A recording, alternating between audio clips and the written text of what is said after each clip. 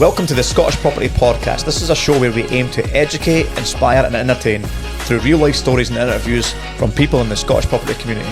As always, thanks for listening and give us a follow on social media and subscribe to our YouTube channel. Remember to join us at our monthly networking events on the first Wednesday of every month. Tickets are available on our website. So without further ado, we'll just cut straight into this week's podcast. So welcome back to the Scottish Property Podcast, Mr. Samuel Dyer.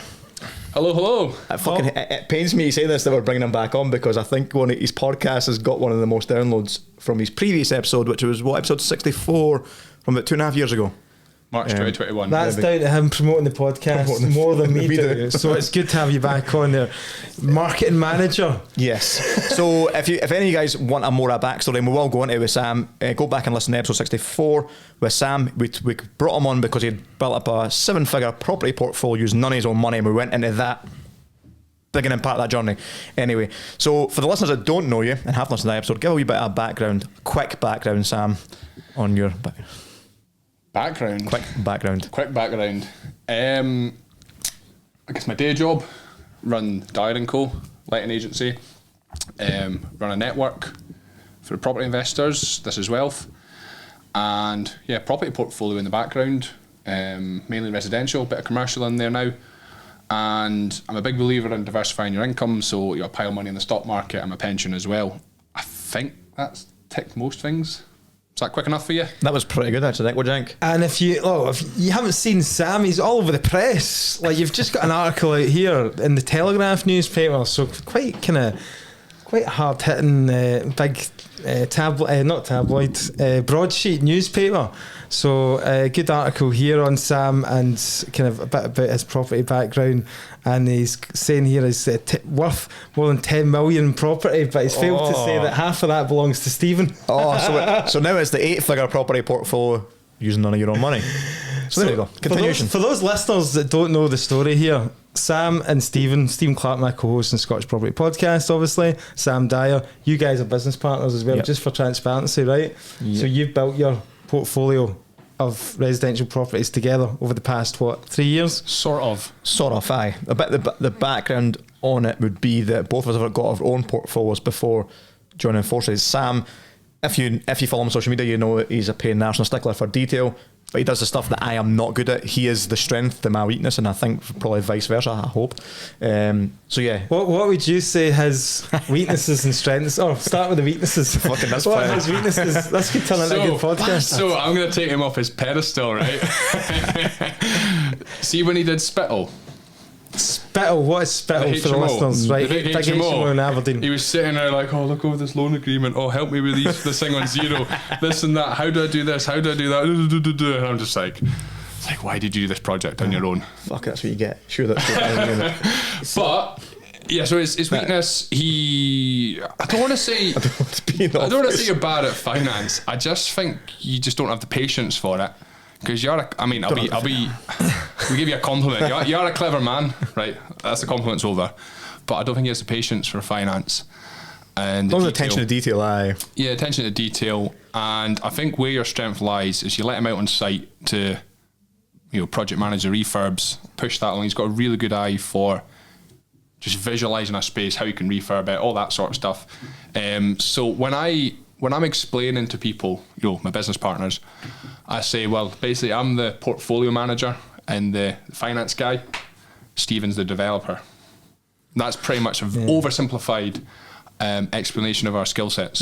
That's the most uncomfortable I've ever seen. Fuck me, I'm actually sweating. Worse than having your missus sat across from you. It's worse than my missus, that's for fucking sure. Do you know what, somebody said this to me the other day, and I've not said this to Sam, and it says, why half and everything in the portfolio with Sam going forward? And I said this with the kind of utmost respect, that if I was to look back on my last 3 years before I partnered with Sam, I think it was the same time we started the podcast, actually. So you can probably listen to the journey and where we've came in the last few years. Through my story, obviously, he's here, Sam's side it today. But from what I added to the portfolio, I might have added 16 units. Maybe, a handful a year, every year for the last few years, I might have got 15, 16 units. Combining my weakness with Sam's strength, we've probably put 100 units in 3 years. So my portfolio might have went crazy and I'm half in it, but like, I've done so much more. Even if you take half away, considering what we've done by both of us using each other's skill sets, and people are very much, they want all from themselves, like, oh, it's my portfolio, it's my dealer, it's this and that. Whereas I've got that kind of saying about the, you know, make that pie or make that cake bigger, and everyone gets a bigger slice of it. So that's the reason of partnership. So yeah. Have you ever had any big fallouts? Fucking like every day. What, right? Fucking everything. Nobody winds me up more than Sam. How's this communication with me? You know something. Oh, I fucking hate this episode. Like, I'm not in as deep as you, but this is just going to turn into a slag Stephen Clark podcast. I'm not in as deep as you, but like obviously like messages like sometimes you'll wait maybe 2 days is quite a good reply time. So we've got a headline for the podcast: slagging Stephen Clark with Sam Dyer. Yeah, that's it. Just spread it, mate. Just tell the truth. Never mind the figure property portfolio, just slagging Stephen Clark. We will get on to that eventually. No, but I want to, obviously a lot of people do get involved with business partners, and it doesn't always work out, you know. It often ends in absolute tears. Well, I'll tell you something though. So when we started out, his communication was worse. It royally fucked me off. And I can remember we were in Fruki in Fife. We pulled over at the petrol station. I have no idea why. And I can remember we were screaming at each other in the car park. Oh, really? Oh, aye. Never had that screaming, either, like shouting, like. Rrr. But then we had a chat. It was fine. Yeah. And the thing I really like about working with Stephen is, he pisses you off, right? And I'm sure I piss him off. And to be honest, the nature we both have, we try and piss each other off. And it's got to the point now that sometimes I'll say things knowing it'll wind him up, and you'll see him wait to open his mouth and retaliate, and then he takes a pause, and then he smiles, and then he just claps his hands like, well done, you got to me. But the thing I really like about Stephen though is, if there's a problem, we just talk about it. Yeah. And there's no, oh, you said that about me, you've hurt my feelings. It's just, no, this has annoyed me. Okay, I respect that that's annoyed you, etc., etc. And then you find a way forward. And both of us, when we started out, we obviously talked about why are we doing this together, what we're getting in for. But I think the most important thing is you've got to like the person that you work with. Fuck, I've given him a compliment. But you have to actually want to work with them, enjoy spending time with them. I mean, we go out for beers. Business is fucking over then. We socialise together as well. Although when we socialise, all we do is talk about property and business. It reminds me Stevie Scott in Revolution in Aberdeen. You know the story I'm going to tell. Oh, fucking hell. Why did you invite him on? It was me, you and a couple of other guys, and I think it'd been the Scottish Property Podcast Aberdeen event. Yeah. Went out for beers in the town, and we're sitting there, drinking away, and we sit around this sort of table, and there's like a fire, and there's these two girls sitting on the other side with their drinks, and they're looking over, they're looking at us, the sort of flirty banter. And then they're all like, they get the drinks mats, put them on top of their glasses, and they're like, oh, don't spike us, and all this, like. And Stevie Scott just turns around and says, and it's one of them ones you had to be there, he just turns around and goes, as if these guys are talking about anything other than property. And we just went stitches, and they went off. But that pretty much sums up. Wait a minute here, are you two not both married? What are you doing flirting with girls in a bar? Anyway, hang on a second here. This could get you into some baller. I don't know where he got the flirting from. It must have been in his fucking head. But the point is, when we go out on the lash, we just talk about property and business and cars and a few other bits, but property and business. Well, the cars has got to be something that we need to bring up as well, because like obviously like what is taxi? You know, I mean, I've seen, right, you've got a, what is it, a BMW black? It's like a black, it looks like a thing that you would hire for a wedding or something like that. A wedding car or something like that. He's got a family car. It's a family saloon. It's a Sophisto grey, not black, but yeah, my family car. Show me about the fucking detail, guys. Oh god. But you do like your cars, both of you, right? So it's one of the motivations to work hard and drive hard. And I remember I'm pretty bad for not spending money. Like as an investor, everything's an investment. You're constantly fucking pushing on. Because I'm a few years older than Sam, I was like, right, fuck this. I've wanted a 911 since I was a boy. I'm buying a Porsche 911 and got one, and all I kept doing was slagging off Sam, going, you've told me you wanted a BM, you've told me you wanted an M5 for ages, stop being a fucking peasant and just go and buy something. So I ended up like almost bullying him into buying this flipping M5. No, and that's, but what I'm saying, bullying, but actually it was a positive bullying, pushing me on. And I've always liked my BMWs, driven old banger V8s. spent 3-4 grand, bought them cash. I was knocking about in an old E90 320D. It was 15 years old. So anyone that doesn't know what that is, basically a really old, basic, poverty spec BMW, 2-litre diesel, cheap to run, cheap to insure, owned it outright. But my view is that 320D is the perfect hustler's car.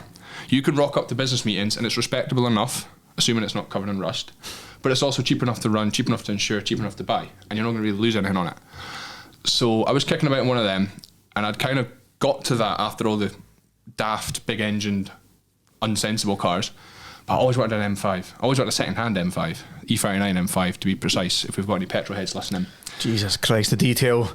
Do you know what I mean? So to cut a long story short, I was so busy focusing on growing my business. I was just kicking along and I pushed it to one side. I was trying to ignore all the distractions. And this guy's rocking up in his 911, giving me beef. And he's like, you can afford it. And I'm like, so then again, back to the numbers. Well, if I sell that flat, do this, and this, I can buy it cash. Fuck it. Idiot. That must be the worst investment decision you've ever made. It's lost 30 grand in it already. It got to have been. So financially it makes zero sense. I totally get that. I totally respect that. But it's an investment in my life. It's an investment in my enjoyment. Makes you happy, does it, Sam? Yes, 100%. I will second that. Actually, I have noticed a difference in him in the last. That he gives that car, man. He fucking does. Instagram. When he gives his message. Probably does. I'm sure. Some people look buying like clothes and fucking watches or whatever. And like me and Sam's always had that desire for cars. So to be fair, as much as it makes a poor financial decision on paper and where he's at, when you see what he's done in the last year and a half because of that enjoyment and that mindset growth and having that car, I think it's been an asset, to be fair. So you get one life, and I spoke to a few folk older, in their 50s and 60s, and says, you're never going to look back and say, I wish I never bought the M5. So I look at it as, you can't put a price on the feeling I had the day I picked it up. You can't put a price on the feeling I have driving it. For what? It's what, 107 grand car? You can make 107 grand. You can make that money again. So what? It doesn't make sense. But I've done it now. Tick the box. But in all honesty, right? We almost got 100 grand investor from the dealership on the day you picked up the car. Actually, I quite like that about you. That I can tell that you've not really done it for. It's not really for views and for people to go wow, because for me, I don't know anything about cars, right? But I'll look at your car and I'll look at his car and I'll go at his car and I'll go, wow, that's something, that's fancy as fuck. But I would look at your car and go, that's just a family saloon. I don't know anything about cars. Completely right. And then if you look at mine's like a driver's car, but it's not like a orange fucking McLaren like Gary Wilson's. It's in your face or flash. We both do it because we love cars. Really good point, because spend 107 grand on a car that looks like a saloon. If you know what it is, you know what it is. Fine. Yeah. But I could go and spend 50 grand on a second-hand basic spec McLaren in a bright orange colour, and the average punter would go, wow, yeah. And I'm like, but I could buy two of them for the same of what I bought that for. So it's the car I've always wanted a bit of. But that, to be fair, that's why I like them, because that's your thing. I mean, performance of a Ferrari, but they just look like an everyday saloon. I get both kids in the back, massive boot, take them away on holiday. It does everything. But what I was going to say there was, the next car, I'm going to try and be sensible about it, because I've ticked that off my list. I've achieved what I didn't believe I could achieve that 10 years ago. I've ticked it off. I've been there. I've done it.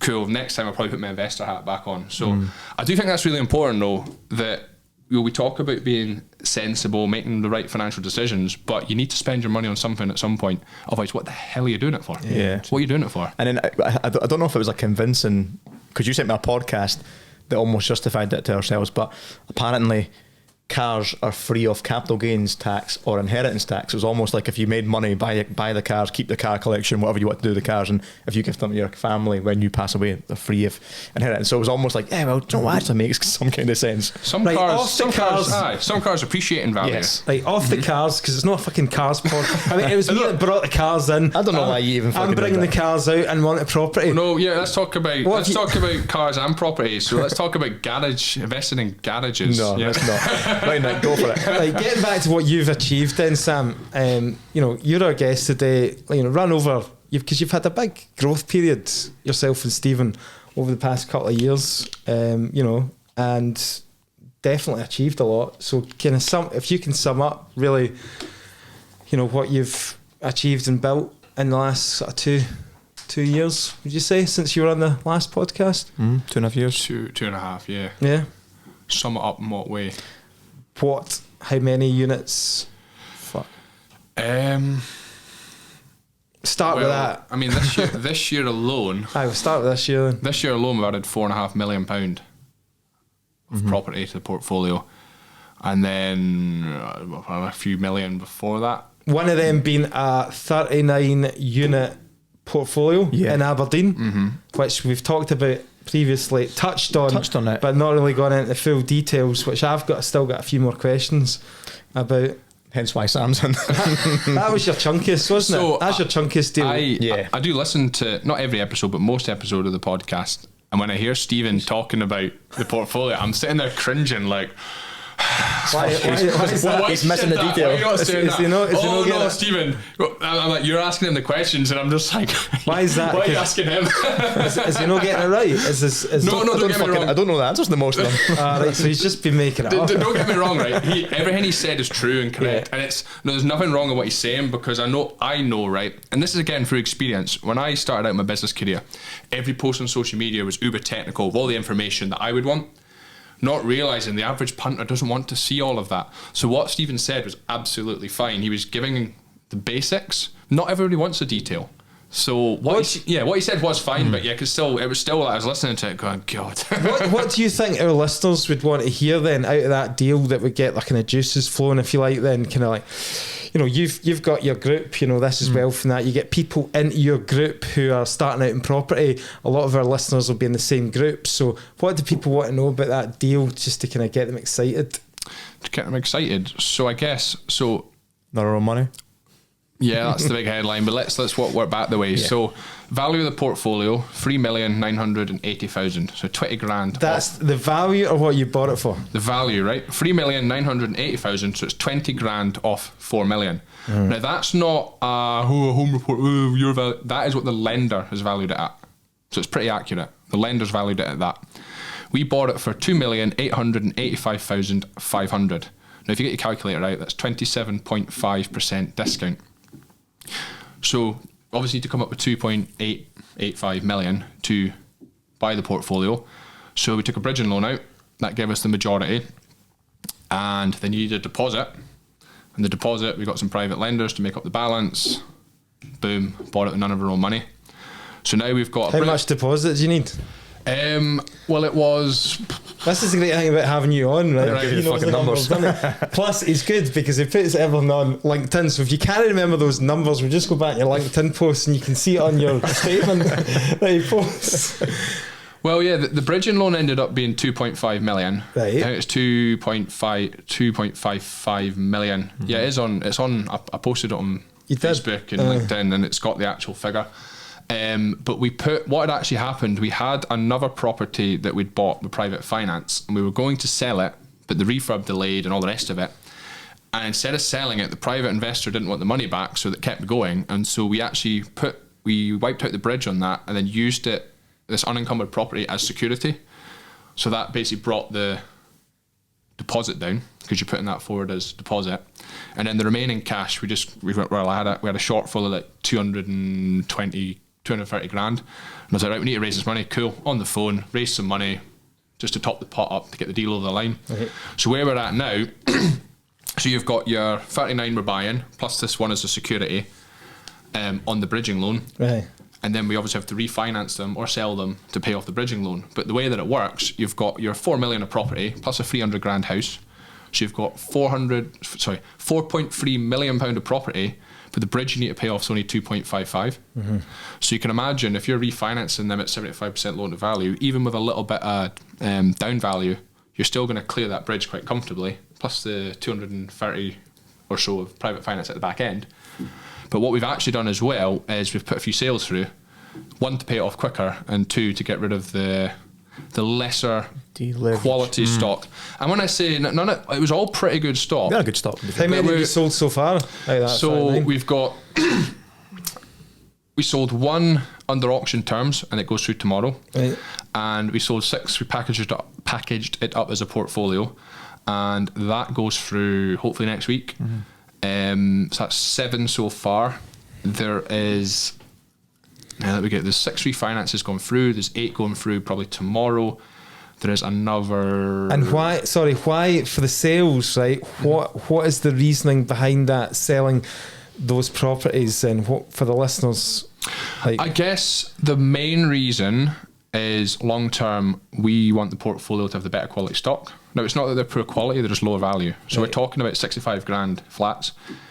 Good yielding stock. Yeah, really good yielding, but we just don't want them. We want to have, for me, it's about portfolio value and the income. But you want that from, you don't want loads and loads and loads of little tiny little low value properties. Grunters.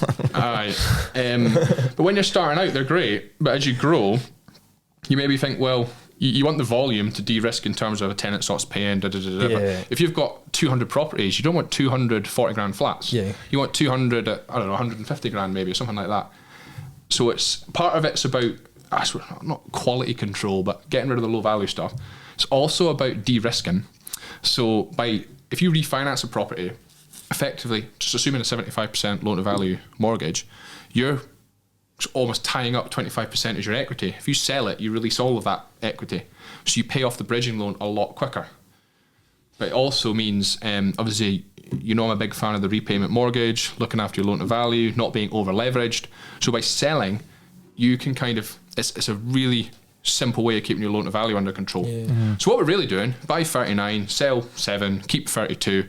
It's combining a flip and a bit of trading and a bit of, it's combining a sort of, what do we call it? It's not a BRRR portfolio. Definitely, I can see already the partnership is a good one here, because obviously you've not got a fucking clue what he just said. By the way, you're just still sitting confused. Although you've been over it 10 times already. Can you sign that? This is one of the things I like about working with him. He just lets me get on with the bank. I pick this. I get all the lenders. I'm like, we're going to do that one. Those 6 to Paragon. Those 7 to Foundation. And then I just present it to him and go, look, And he might go, but he's got a big thing about arrangement fees at the minute, and then I'm like, Stevie, what matters is not cash flow. What matters is what's the overall cost. Because if you're taking it from here and putting it there, one way or another, it affects the P&L. Yeah. Ultimately, what's the cheapest overall? That's what I like to look at. So I don't care if the rate's high, the rate's low, the arrangement fee's high, and we've just took one out. Where the arrangement fee's like 11 grand. Yeah. But it works out better than taking the higher rate overall. So I'm like, well, it's all about the P&L, because all you're doing is just spending money unnecessarily. You might not see it, but it's all about, and long term, you'll see the effects of that. People will be sitting there thinking, right, we're talking big numbers now, right? A lot of people can't relate to buying like 39 properties. I know you sort of teach people it easily can be done, but some people struggle to get their head round that, right? But they will be sitting there thinking, right, they've got 100 properties, well, they must be fucking minted. No, like, fucking skint. Do you know what I mean? So that is, but it's reality is, right? Because I wanted to ask the question, I don't expect you to tell us how much you're taking out of the business, but what is the reality, guys, really, of owning a portfolio like that? Are you taking thousands nothing out of the business. Nothing. We are. Good point to make. But we agreed that 3 years ago when we started. We're not taking anything out of the portfolio. For us, property has always been an investment business. It's not a trading business. It's not want to give us income. We've got jobs and other businesses that generate us income.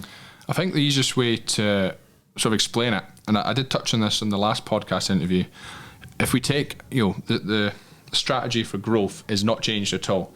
Take out lots of leverage to acquire the assets with none of your own money. Obviously, you add the value, add the equity effectively to your portfolio. You then can pay back your short-term private investors, bridging finance, put it on a long-term mortgage. Then you've obviously got cash flow. But then what you want to do is use your cash flow to consolidate your debt. But you're consolidating the debt on an asset that you've acquired without putting any of your own money in. For free. So yeah, you need to be leveraged on the acquisition, but then you need to clean up behind you. Right. So if you run it that hard for, 5 to 10 years, at some point you'll stop and you'll be sitting in a portfolio at, low loan to value. If you just keep going and going and going and going and going, and then with the cash flow just taking the money, what you're building is a massive debt bubble. And people that have been irresponsible right now, maybe not right now, but over the coming months, they're going to start feeling the pinch. The interest rates going up. And it won't be instant, because you'll be coming off your fixed rate mortgages and oh my god, We've seen it. But we've seen that from the tenant, the people that we're buying the portfolios from. We go and view the portfolios, and then it's almost getting a bit of a glimpse into our future and looking maybe 15, 20 years ahead. Because the people we are buying portfolios of have had them for 20 years. They've milked the cash flow. Oh, it makes 9, 10 grand a month. Brilliant. And all they've done is live off it. Oh, I retired 25 years ago and lived off this portfolio, but they've put nothing into the property, or they haven't paid off the interest-only mortgage. So they're still sitting there with this fucking £1 million, £2 million of debt. The properties are now shitholes. They now need 15, 20 grand spent on them all, and they're like, oh shit, we're needing 300, 400 grand of capital we don't have, because I've just milked them. We're thinking, well, don't make that same mistake that historically that landlords, I suppose, have made. And so at what point do you start getting the rewards in, start using the money, start benefiting from it? If you're not taking anything out now, what's the kind of long-term goal for you guys? Do you have an aligned vision? Like the year 2030. Because I turned 40. Right. And that's when... That's what... Well, I mean... How does it look in 20... did you say 2040? No, the year 2030. 2030? I turned 40. Oh, you turned 40. Right. So how does your property portfolio look in 2030 then? Well, we're higher leverage than Aberdeen, I suppose. Yeah. So we've bought at the bottom of the market.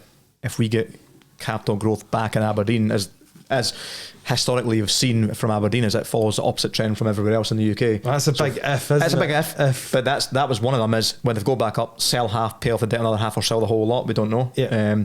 But it's always about deleverage. It's always about, during the acquisition stage, we'll go 75% loan to value, but at the back end, we're going to start clearing it up and just either paying down it to a debt level we're comfortable with. Then we can go, okay, we'll start taking income now that the debt's now a healthy stage for us. I think things evolve though, because adding £4 million of property in one go, I wouldn't have dreamed of that 6-7 years ago. 6 months ago.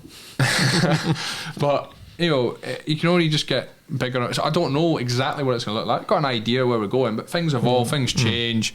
Like I says, going back to spending the money on stupid things like cars.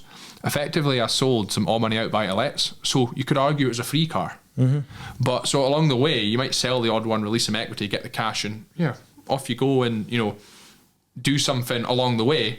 But ultimately, as long as you're buying enough and you're scaling and you're moving forward, it ultimately is a numbers game. I know I'm not as naive to think it's purely about the numbers, but the numbers tell a story of what's going on. And deleveraging is quite important, and selling is a good way of increasing that deleverage. But it's like buy 100, sell 50, keep 50. I did like that point that you made about cleaning up behind you. Like, I thought that was really, really important, because like you said, if you just keep going, using other people's money, not using any of your own money and all the rest of it, eventually, surely, that is going to come tumbling down at some form or other. I mean, it's almost like, I'm not, not like, not comparing what you guys do, but, you hear about Ponzi schemes where people, people are lending off one investor, then they're paying back from another investor, and they'll just keep paying down below. Eventually, it all comes crumbling down. Yeah, and this is, I suppose, is the pain point right now of the portfolio exit. When we lined up this portfolio pretty much a year ago now, the lending market and the financial markets completely changed. Interest rates have went up considerably, so we're now exiting that 39 properties that we put on the bridge. There's been fees that have been added in the last few months that the whole market's changed. We've now got arrangement fees at 5%, which was only 1% 6 months ago. So we're adding those to the loan, which means we're at 8% loan to value. So we need to clean up behind ourselves. You can't stay at that leverage. You need to deleverage. Sticking on the interest rates, because obviously it's topical. So like, obviously I've had conversations with Stephen and that over the last kind of few months and that, and he's like, I'm just going to sit tight. I'm not going to buy anything like interest rates. And it's all crazy time at the moment. How do you sit in terms of like, are you pausing at the moment in terms of buying? So we're pausing, but then Stephen comes in the office last week and goes, I think we should start lining up the next acquisition. And I'm like, I'd love to. I just love the buzz of adding assets to the portfolio, but I'm like, let's just pause a bit. Let's focus on banking cash in our trading businesses. We've got a new focus with this as well, and building the community and growing that and helping as many people as we can in that. So we have got a bit of a diverted focus for a couple new project. Almost we're trying to treat that like a bit of a project. So I think his problem is going to be trying to keep me fucking busy to not look at anything else. What is an acquisition? You another portfolio? Like, would you not? You wouldn't go now that you've bought a 39 unit like portfolio. You wouldn't go back and just buy like one or two, would you? I don't think so. No, I'm pretty sure we wouldn't. Unless it was an exception. I've been putting them to Sam the last few weeks, like apart hotels. I'm like, oh, do you know what would be really cool? An apart hotel because of the SA change and stuff like that. You're always looking at the next, trying to find that next bit of niche in the property strategy. I'd get a single if it was like a free 400 grand cracking house in a really good location, just because it's good assets to hold that have some good capital growth prospects. But yeah, it's going to be something a bit more exciting, maybe a commercial element. I mean, buying 39 properties is no different from buying one. You're just doing it 39 times. You got the economies of scale. Everything's the same. It's just the numbers are bigger and scarier. What's your mindset change been like recently then? Because from going, I'm trying to think of. You're going to know the fucking numbers better than me, which is shitty me asking you the question. But from the last bridge at maybe 1,800 quid a month, bridge and loan to buy portfolios, I think they're a couple of grand a month was maybe the max, to all of a sudden 21 grand a month. What's your mindset shift been in this last year then of like Nick saying, the people maybe looking at it going, fuck, I'm only buying one, or I'm buying a portfolio of 6 and it's so a smaller amount, to here's a bigger chunk. What's the mindset shift? Do you know the honest truth is I thought I'd be nervous, or I thought I'd be absolutely bricking it, but I kind of haven't been. I mean, yes, I've been,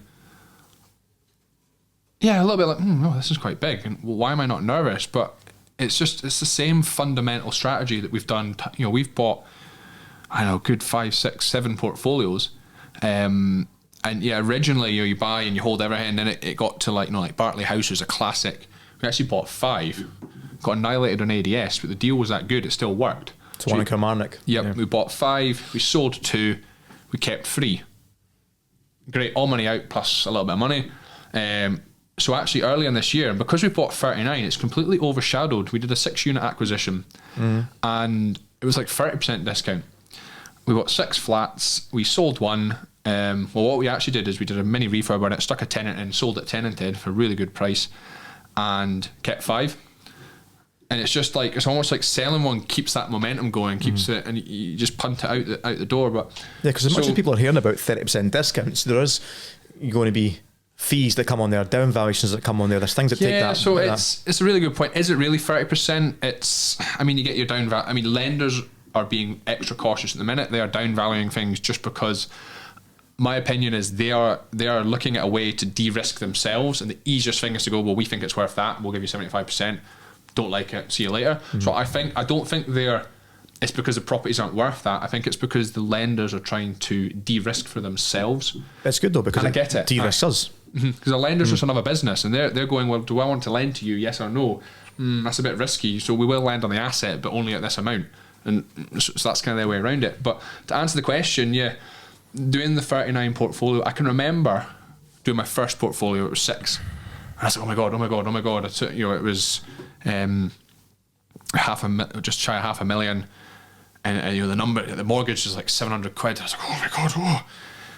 But then when I was like, I remember the feeling of what really? What was I worried about? Yeah, and then we did an 8, and then we just kept doing them. And the 39 came along, and it was big numbers, it was millions, but it was the same fundamental strategy. It was, doing all the due diligence on the tenancies, checking all the properties. The seller was an elderly guy. He's like, I think he's in his 80s, very well run. He'd bought a lot of them for like 30 grand. He'd made his money. And now let's think about this. If you're in your 80s, your kids have no interest in taking on your portfolio. Why do you want to keep running a portfolio? Do you not want to extract your couple of million of equity and go and actually spend it? What's the point in holding out for it? So you think about the mindset, and this guy had started at, I think he wanted 3.5 million, and obviously he went down, and we eventually got him at 2.8 or 2,885,500. Well remembered. Do you remember that? I used to remember all the postcodes of the properties, but so yeah, and it's what rents are coming in, what mortgages are coming out. We're adding 21 grand in. It's not exactly welcome, but if we get off this bridge pretty quickly, that 21 grand is going to be about 13 grand. That's pretty much where the numbers are sitting just now. It's going to be about 13 grand in mortgages. So we get the cash flow in, but the most important what's the rent on the 13 grand in mortgage versus the on that last portfolio? Well, interestingly, when we bought the portfolio, the rent roll was 21,075 quid. So it was actually pretty much covered neck and neck with the bridge. But what you got to bear in mind is the background portfolio. Now, the rents, I don't know off the top of my head exactly where we're at now. Excuse me. But, for example, let's talk about Cherrybank Gardens. We bought 2 complete blocks, 19 flats. And the rents, the lowest rent was 550. There was a couple at 550. And the highest one was 650. But most of them are around the 600 mark, just to give you an idea of where they're at. We've done pretty much nothing to most of them. Some of them had a wee lick of paint here and there. And they're going back out at 750. But we kind of know that because we know the market we're operating in. You know, we were looking to go, well, we need them all back out at 700. And then obviously if we get the whole lot set, that adds it. So already, you know, we're added a few hundred quid off each just on the relets, plus, you know, putting 3% of them all. I mean, that makes a difference, not a lot. But it's just about looking at it and going, well, I know we can asset manage that up. And so that's kind of helped in terms of the interest rates. Would you think about de-risking in terms of going elsewhere location-wise? Like, yeah, absolutely. 100%. I'd love to... You want Glasgow? I know you've got a couple of Kilmarnock, haven't you? But, it's just there's so much opportunity in Aberdeen. The market is just in such a prime position to scoop it up. It's like... Why would you not? Why is property prices not risen though in the past 2 years when everywhere else over the whole UK has? But you can answer the same question in Aberdeen back in 2008 and 2009 when Aberdeen kept rising when everyone else crashed. Oh, true. I know it's all linked to oil and all that and the oil industry, but the rental market is going absolutely wild, and so it'll only be a matter of time. I mean, the yields are being achieved. And I'm saying you sold that one through John Morris at auction through the single unit on the 39. Now, when you look at the yields, what there was a 575 at a 60 grand purchase or something. What I don't get is though, if rents are going crazy, like you say, right, people having to pay £750, £800 for a 1-bedroom flat. Well, why are they not buying these flats that are sitting there in the market? This will come. I think this is what's going to come because the rents have only been rising the last year and a half, 2 years, to this level. If you see that rise and now looking at just buying it at actually home report market value, you're working them out at like up to 13% yield on it. When investors see that, they're going to go, fucking hell, we're going to Aberdeen and we're paying market value instead of us trying to get it for 30% under. So we won't be able to get deals, but I'll hopefully start pushing the market back up the way. I think here's a crucial point, right? If you're buying flats in Winning Quadrant or Stobel Street in Wishaw, I'm bringing those two because we're sitting in Wishaw right now. You're going to get 15% yields, but it's absolute dog shite. We're talking about getting double-digit yields on vanilla city centre stock. You know, no commercial below them. They're not ex-local authority. They're near the universities. We're talking about decent stock with 10% yields. Now, obviously, if you go into some of the rougher parts of Aberdeen, you're going to get even higher yields. But this is the point we're getting. Yeah, you can get double-digit yields. You know, in Methil or Port Glasgow, or you know, these areas you don't really want to buy in. But we're talking about getting double-digit yields in good areas, and good city location. And why are people not buying? Well, Nick. What's the demographic of tenants? You've got students, you've got oil workers, you've got a very transient workforce that don't want to buy, don't need to buy. I know the Cherrybank Gardens block, there's about 5 or 6 of them all let to a company. I think it's telecoms workers that are in them. Shell's office is like 100 yards. They're not going to buy. You know, so and when you get enough of that, that's what fuels the boom. Well, what about the standards and moving on, talking about Aberdeen market, because it is interesting. It used to be a couple of years ago, speaking to Chris Minchin and looking at yourselves and the standard of refurb you were doing, it had to be top notch because you are competing with so many other rental properties on the market. You know yourself, Sam, having a letting agency down here in Glasgow, you can put anything on it'll rent. You know, I mean, obviously we like to have some pride in our properties as good landlords that we're providing a quality product and all the rest of it. But has that changed at all up in Aberdeen? Do you still need to go top notch refurb, like all singing and dancing? Thankfully, from my point of the business, it's changing. But I think to give a good example, when we first came to Aberdeen, if you refurbed your basic 1-bed flat, you were getting 495. And one that hadn't been refurbed, exactly the same, you're putting on at 350 and struggling to get it let, maybe at 325. So you're talking a massive difference in rent. Now you're talking about 25-50 quid difference, just because the demand is so strong. And so it's coming to this point where what's the point in absolutely going above and beyond on the refurbs Obviously, they need to be habitable, it needs to be in good condition. Yeah. But there's a point of it doesn't have to be brand spanking new. It could be that 10-year-old condition, 10-year-old kitchen that's been relatively well maintained, but it's not like banging Instagrammable anymore, and it'll still go for the same money. And because we're in a different place with the portfolio, it makes it better because we're not needing to extract all the capital back out of it. We're just happy for the rent roll to go up and start paying back the debt and clearing up a little bit as well. So if we don't need to spend huge capital and we're still getting the return, even better. So that's a really good point actually as well, talking about mindset shift. I think when you start out your portfolio, you're looking at each individual property as one individual sort of standalone country, or whatever you want to call it, on its own. And you're like, how much money's left in that one? How much money's left in that one? The mindset for us, buying portfolios, selling here, buying there, you have to completely change your focus to looking at it from holistically as a business. And for me now, it's not about how much money's left in the deal. It's each unit, what am I in that for? So if I know what we're in that for, I know what we need to sell it for in order to A, break even, B, make a reasonable profit, and basically judge, can I sell it for that? So let's just take a property in our portfolio. Let's take Forest Road, Rayburn Place. Rayburn Place was a mindset shift, I think. Yeah, so Rayburn Place, I don't care what it's worth, but I know what I'm in for. So if someone comes along to me with an offer, I know what I'm in for, I know what they're offering me. Okay, I might look, I'll know roughly what it's worth. I'll go, does it make sense to cash that in? Let's do it.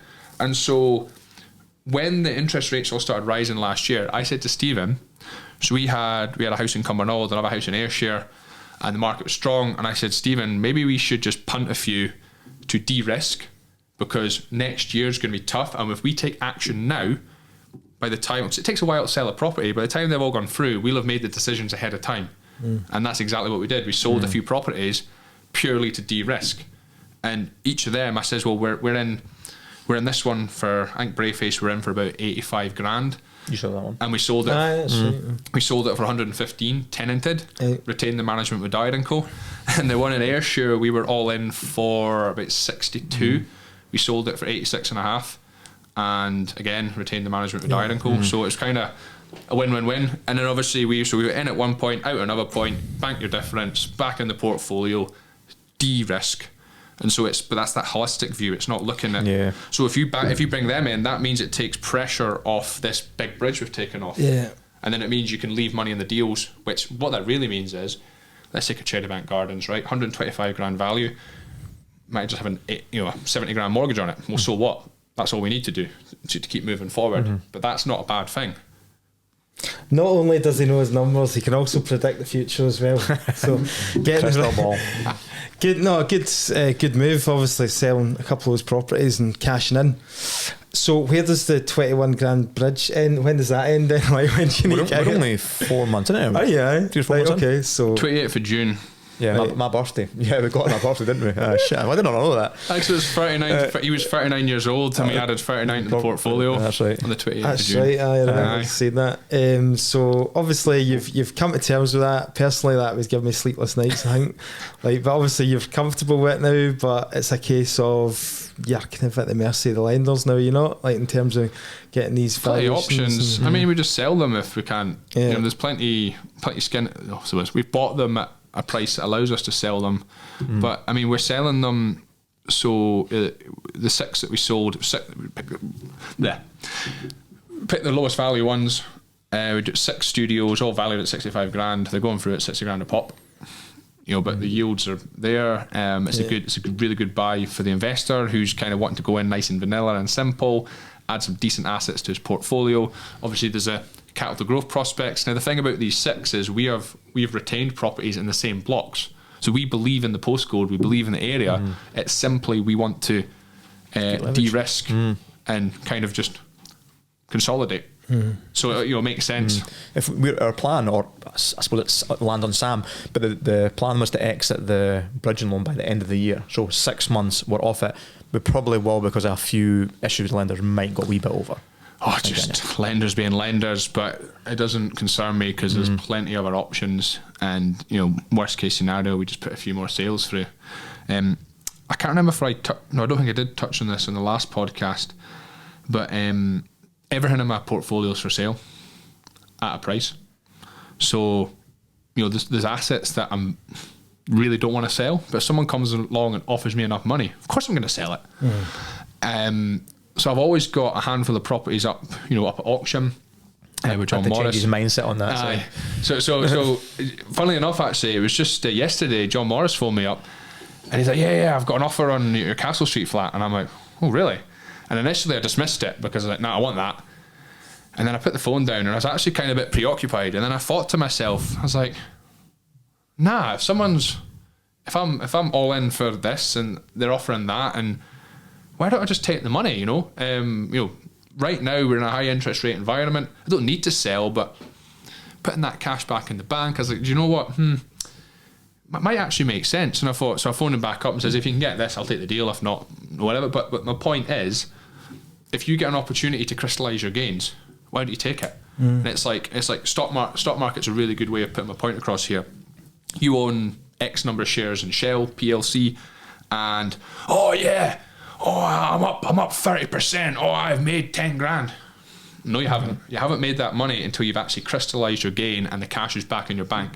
And the same is to be said for property. The difference with property is it moves a lot slower than the stock market. So where's the mindset shift in the last few years? Because when we went into the business, you were, and fucking, I've got video evidence, I've got evidence, you going, "I will never sell a single asset. Why the fuck why do you flip properties? You're a fucking idiot. Why would you flip properties?" I remember that as well. You flip properties. Why would you sell a property? Why do you keep everything forever? So where's the mindset shift in such a short period of time?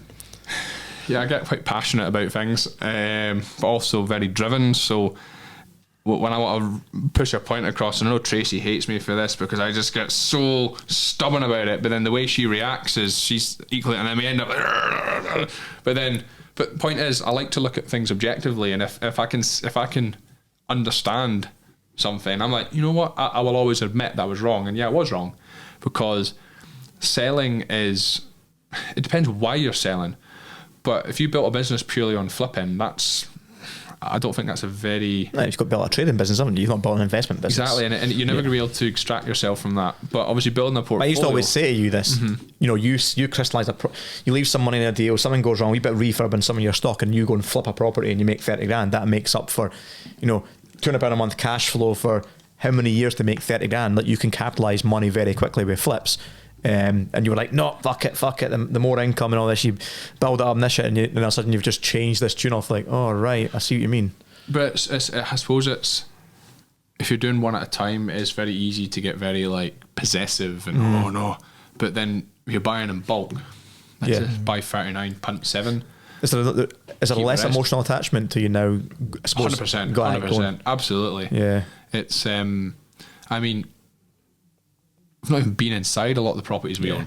And a big part of that is trusting not just Stephen, but we've had letting agents will do the due diligence. And to be fair, I do it in reverse with Dyer & Co. I will go inside properties, do the due diligence and feedback to them. And so I've had letting agents in Aberdeen go inside tenanted properties, and I trust what they're feeding back. But I think that is just a thing in business, is if you've got the right people, you trust them, you can kind of let go a bit, and that's how you grow. And the problem is finding the right people. But this is a whole different podcast, I suppose, because I feel like I've been on a journey as well as a manager, employing staff. I've had to learn how to be a manager, how to be an effective manager, and how to get the best out of my team, whilst also making sure that they feel valued, rewarded. And I can hold my head up high and say, I know that my staff and our joint staff, mine and Stephen's, I think they really enjoy working for us. And they've said so. I remember. We'll get them on the podcast. I'm looking at Stevie's reaction as he fucking said that. You remember we had a night out a few weeks ago, and one of our members of staff had a few wines and was just telling me how much he loves working for us. I should have the fucking few ways to tell you that. That wasn't what she said. I love working for you. And I was just like, do you know what? It's so nice to hear it. And we do try and make it a nice environment. I know Stevie Scott's rolling his eyes, but right, getting off the Employer of the Year award. Then. So, guys, I want to finish up on the property education, because obviously Nick's favourite topic. You have recently become a property educator. Actually, what would you call yourself in your group? Like, so you've created this is Wealth group. Explain what it is and why have you done it, and why you're not still concentrating on investing. Why have you diverted your focus into this sort of training, sort of sphere, education, property education. Now he's put me on the spot. You're a property trainer now? I'm not a property trainer. I'm not a property educator. So This Is Wealth is a network. There's a very small monthly subscription, like a gym membership, to be a part of it. We put on events. We have experts and partners, industry professionals coming in, giving up their time, providing value. All of that costs money. In the events we put on, we tend to feed and water everybody, drink. That all costs money, so you pay the subscription effectively to go into the pot so we can put on the events. Why am I doing it? Well, we're building a network. We're building a network of people that are actually committed to bettering themselves. You can build a network without charging people £75 a month, though. There's a big difference. How do you put on events? Because if you put on free events, people just turn up or whatever. But as soon as you ask for money, only the people that are really committed will actually bother to turn up. Now, I'll throw that back at you, Nick. You don't do it for free. You charge people £20 to come along to your Scottish Property Podcast events. So how's that any different? I think, well, if you look at the numbers, I don't think we're taking anything out of that, are we? Do you know what I mean? I think we're scraping it's by. The same idea. And the point is, it covers the cost of the podcast. I think covers the cost of the podcast. It's £62.50 plus VAT a month. No contract, no subscription. You can leave at any time. Literally, the worst that could happen is you spend your £62.50 plus VAT, which is £75. You think this is rubbish. You don't come back. That's not, so what? £75. And if you really think it's that bad, I'll give it back to you, honestly. But I actually am quite passionate about the network we're building. I think the value we give is absolutely astronomical. Oh, yeah. We've got a really good retention rate, and it's not only that. It's people get access to deals, they get access to the experts. We've got various discounts with suppliers. So like Wren Kitchens, for example, if you quote our discount code, which I'm not going to say on the air, you get discount of kitchens. So it's kind of like you could say you've like almost LMPG combined with a networking company combined with, and says, why are you building a network? Well, building a network, let's just be totally honest. The more people in my network, the more people I can do business with. Yeah. And vice versa. We share ideas, we share wins. I learn things every day from the people in our network. It's like information, but it's like valuable information on tap. So it's a community. It's a community of hustlers, entrepreneurs, property people. We're trying to not keep it property. We're trying to keep it like quite open, as much as the majority of the people, because we are spearheading it to a certain extent, is following property. We want it to be a bit more than that, about lifestyle and health and fitness and well-being. Let's tease in both these, because obviously you're involved in it together. So like, a lot of people have been mentioning lately on social media that there seems to be an increase in people running courses and groups and things like that. I'm sure if you look back to one of our very, very early episodes, I called this. I said this will be a strategy going forward. Why is it now? Why are these groups and training groups and I think it's a combination of things popping up now? It's things are shifting online. People are, the growth of online businesses, because you can run businesses like this online, but I suppose this is where, yes, we do some stuff online, but we have a big focus on socializing and events and just having a good time, like going to the spa. We also thought that we found that everyone was doing it through, obviously our Scottish Property Podcast does exactly the same thing as a networking event, but we always thought it was quite stuffy to get people in a room and drill them information. We've got our weekly Zoom calls that people can get that information on if they choose to come on it. They can catch up on the recording, but it's more about the social. Like, I've always found that the people that I end up getting involved in business with, or doing a flip with, or joint venturing with, or doing what we're deals with, it's always someone you've had a beer with, you've had a meal where you've been on a caravan or met them in a social event where you're relaxed and you can shoot the shit and you get to know one another, not in a stuffy room. You don't find that it's obviously now that it's getting harder to make money at property, that some people have kind of thought, well, we've done well in property, but I've got the status now where we can actually show other people and it's actually easier. So there's a couple of things. Nobody's doing what we're doing. You could draw comparisons, but nobody's doing what we're doing. And second of all, it's This Is Wealth. It's not the Sam and Stephen and Tracy's part of it as well. Can't forget Tracy. It's not our show. Our website, which should be live soon, will not have our faces on it. It is about the community. It's not about us. It's not about our egos. It's all about the network. And to probably big Sam up, you've pretty much got your lettings agent business at a position where you're redundant from the business, that you actually spend most of your day job now giving value to This As Wealth members. So you're on that community answering people's questions constantly. So if you're talking about value, I'm not picking on you guys. I'm just saying in general, I'm seeing a lot of these groups popping up. I mean, if I go on Instagram, solely in Scotland, I think there's probably 4 off the top of my head.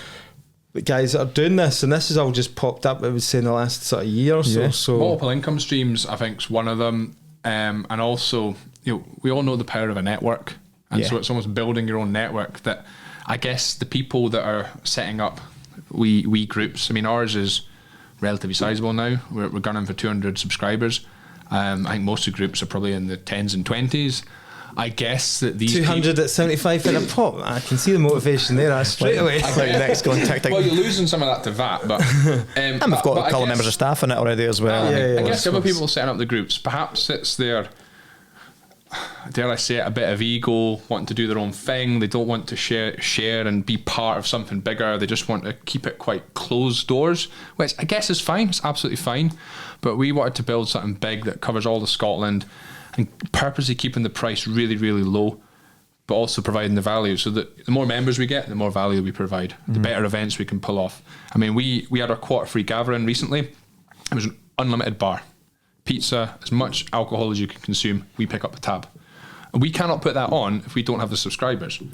And so, it's all there. So people could come along and drink the bar dry and get their 75 quid's worth quite easily. I mean, that's probably abusing the system, but again, we want to jump on a Zoom call, jumping on the community pages and messaging Sam with a question, or messaging the group with a question, and you get guys like just on Paul Docherty, Ewan Dudding always answers a question on finance. Like, you've got all these experts and people that are doing shit in the community that are just willing to answer a question instantly. They almost get instant answers, not if they go and scroll through YouTube or going. You've just got these, a big massive community of people doing different things. They're serious. They're not tire kickers. So people message me and go, oh, can I get access to your deals? Yeah, it's really simple. It's £62.50 plus VAT. You get access to all my deals. It really is that simple. So it's almost a barrier to get rid of people that are serious and not serious. Cool. We need to watch our time, guys. It's brilliant. I think, what you get, there's no kind of arguing about it. You can't say that, you're a pair of like fraudsters or anything like that, because, the proof is in the pudding. Go on the social media, follow Sam Dyer on social media. You'll see what he's done over the last couple of years. Go and check out Sam's company's house accounts. I'm sure they'll justify the Telegraph and the Times newspaper. Do you know what I mean? When you did say no, we're not going to stop buying. It's a pause. I'm gagging to get the next project. Although, in a few weeks, we're getting knees deep into our commercial building in Rosyth. That's a hell of a refurb. And Tracy's taken on the reins of that predominantly. So we're still very much in it. Stephen's going to be a big help behind the scenes as well. So no, we're still very much deep in it. You coming in with a sledgehammer? Well, Tracy lets him. Right, that was brilliant, Sam. Thanks very much for taking the time. I appreciate your honesty, divulging all the numbers and all that stuff that Stephen kind of keeping his wee head up there. So too much things going on in my head to keep the numbers, but Sam's the right hand man for it. Thank you.